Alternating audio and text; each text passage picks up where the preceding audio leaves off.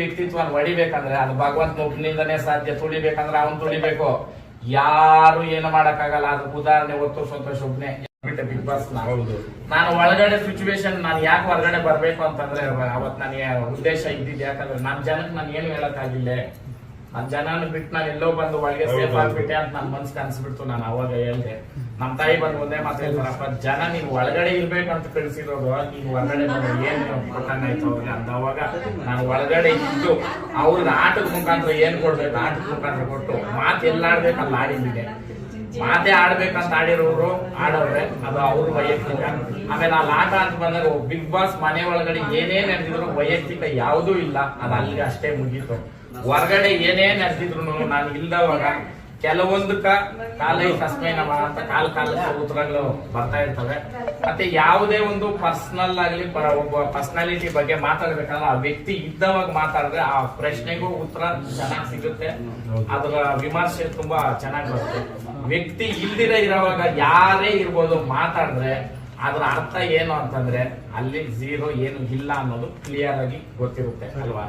ಆಗ ಆ ಕಾರಣಕ್ಕೆ ನಾನು ಯಾರ ಹೆಸರು ಇಲ್ಲಿ ಇಂಥ ವೇದಿಕೆಗಳನ್ನ ನಾನು ಬಳಸಕ್ ಇಷ್ಟಪಡಲ್ಲ. ನನ್ನ ಕಾಪಾಡಿ ನಾನು ಇಲ್ಲೋರ್ಗೆ ಎತ್ಕೊಂಡ್ಬಂದಿರೋ ಜನ ಮುಂದೆ ರೇಸ್ ಮುಖಾಂತರ ನಾನು ಜನದ ಜೊತೆ ಇರೋದನ್ನ ನಾನು ಪ್ರೂವ್ ಮಾಡ್ಬೇಕು. ಯಾರೋ ಕೆಲವ್ರು ಹೇಳಿದ್ರು ರೇಸಲ್ಲಿ ಏನೇನೋ ಮಾಡಿದ್ರು ಅಂತ, ಅದಕ್ಕೆ ಸಪ್ಲಂ ತಾಯಿನೇ ಉತ್ತರ ಕೊಡ್ಬೇಕು. ಅದಕ್ಕೆ ನಾನು ಆಯಮ್ನಿಂದನೇ ಉತ್ತರ ಕೊಡಿಸ್ತೀನಿ. ಮತ್ತೆ ನಿಮ್ಮ ಕೈಲಾದಷ್ಟು ನಾನೇನ್ ಹೇಳ್ತೀನಿ ಅಂದ್ರೆ, ಧನ ಸಹಾಯ ಅನ್ನೋದು ಬಹಳ ತಪ್ಪು. 1 ರೂಪಾಯಿ ದುಡ್ಡು ನಾನು ಅಪೇಕ್ಷೆ ಪಡಲ್ಲ, ಮಾಡಬೇಕು. ನೀವೇ ವಾಲಂಟ್ರಿ ಆಗಿ ರೇಸ್ ನಿಂತ್ಕೊಂಡು ನಿಮ್ಮ ಕೈಯಲ್ಲಿ ಆಗಿದ್ದ ಕಾಂಟ್ರಿಬ್ಯೂಷನ್ ನೀವೇ ನಿಂತು ಮಾಡ್ರಿ, ನಾನು ನಿಮ್ಗೆ ಆಪರ್ಚುನಿಟಿ ಕೊಡ್ತೀನಿ.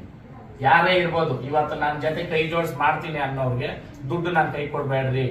ಯಾಕಂತಂದ್ರೆ ಬಿಗ್ ಬಾಸ್ ಮನೆಯಲ್ಲಿ ಗೆದ್ದಿದ್ರು ಆ ದುಡ್ಡು ನಾನು 1 ರೂಪಾಯಿ ನನ್ನ ಮನೆಗೆ ಎತ್ಕೊಂಡು ಬರ್ತಾ ಇರಲಿಲ್ಲ. ನಾನು ದುಡ್ಡಕ್ಕೆ ಆಸೆ ಪಡೋ ವ್ಯಕ್ತಿ ಅಲ್ಲ, ನನಗೆ ಬೇಡ.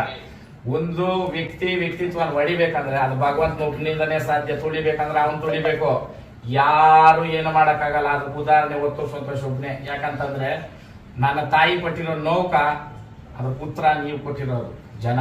ನಾನು ಒಳಗಡೆ ನಾನು ಏನ್ ನೋವು ಪಟ್ಟೆ ಅದು ನನಗ್ ಗೊತ್ತು. ಅದನ್ನ ಇವತ್ತು ಹೇಳೋ ಸಂದರ್ಭ ಇವತ್ತು ನನಗೆ ಅದು ಹೇಳಕ್ಕೆ ಸಾಧ್ಯ ಇಲ್ಲ. ಕೋಟಿ ಜನ ಏನ್ ನೀವು ಕೊಟ್ಟಿದ್ದೀರಾ. ಇನ್ನೂ ಒಂದು ಉದಾಹರಣೆ ಕೊಡ್ತೀನಿ. ನಾನು ಓಟ್ಸ್ ಬಿತ್ತಲ್ಲ, 1 ರೂಪಾಯಿ ಅಂತ ಬಿದ್ದಿದ್ರೆ ಇವತ್ತು ಎಷ್ಟು ಕೋಟಿ ಸಾಕು ನಾನು ಅಲ್ವಾ. ಅದು ಒಂದೇ ಸಾಕು. ನಾನು ಯಾವ ಗೆಲುವು ಸೋಲ್ನ ಒಂದು ನಾಣ್ಯದ 2 ಮುಖ ಅಂತ ತಕೊಬೇಕು. 5 ನಿಮಿಷ ಗೆಲುವು ನಿಕ್ಕೊಳಕ್ಕಾಗೋದು, ಸೋಲ್ನು ಅಷ್ಟೇನೇನೆ. ಜೀವನ ಪರ್ಯಂತ ಗೆದ್ಕೊಂಡೇ ಇರಕ್ಕಾಗಲ್ಲ, ಜೀವನ ಪರ್ಯಂತ ಸೋತ್ಕೊಂಡಿರಕ್ಕಾಗಲ್ಲ. ಎರಡೂನು ತಗೊಂಡ್ಬೇಕು. ಸೋತಿದ್ದೀರಿ ಅಂತಂದ್ರೆ ನಾವು ಸೋತಿದ್ದೀರಿ ಅಂತ ಒಪ್ಕೊಂಡವಾಗ ಇನ್ನೊಬ್ಬನ್ ಗೆದ್ದವನೇ ಅಂತ ಅನ್ಸ್ಕೊಳಕ್ ಸಾಧ್ಯ ಅಲ್ವಾ. ಅದಕ್ಕೆ ಫೈನಲಿಸ್ಟ್ ಅಂತ ಯಾರು 6 ಜನ ನಾವಿದ್ರೆ ಅವ್ರವ್ರ ತರದಲ್ಲಿ ಆಡ್ಕೊಂಡು ಬಂದಿದ್ದು. ಕಪ್ಪು ಒಬ್ರು ಎತ್ಕೊಂಡು ಹೋಗಿರ್ಬೋದು, ದುಡ್ಡು ಒಬ್ರು ಎತ್ಕೊಂಡು ಹೋಗಿರ್ಬೋದು, ಅದು ಜನಗಳ ನಿರ್ಧಾರಕ್ಕೆ ನಾವು ತಲೆ ಬಾಗಲೇಬೇಕು. ಅದಕ್ಕೆ ನಾನು ಗೌರವ ಕೊಡ್ತೀನಿ. ಮತ್ತೆ ಬಿಗ್ ಬಾಸ್ ನಾನು ಅವತ್ತು ಅದೇ ಗೌರವ, ಇವತ್ತು ಅದೇ ಗೌರವ. ನಾನು ಕೊನೆ ಉಸಿರಿರೋವರೆಗೂ ನನಗೊಂದು ವೇದಿಕೆ ಕಲ್ಪಿಸ್ಕೊಟ್ಟಿರ್ತಕ್ಕಂಥ ಬಿಗ್ ಬಾಸ್ಗೆ ನಾನು ಯಾವತ್ತೂ ಚಿರೋಣ.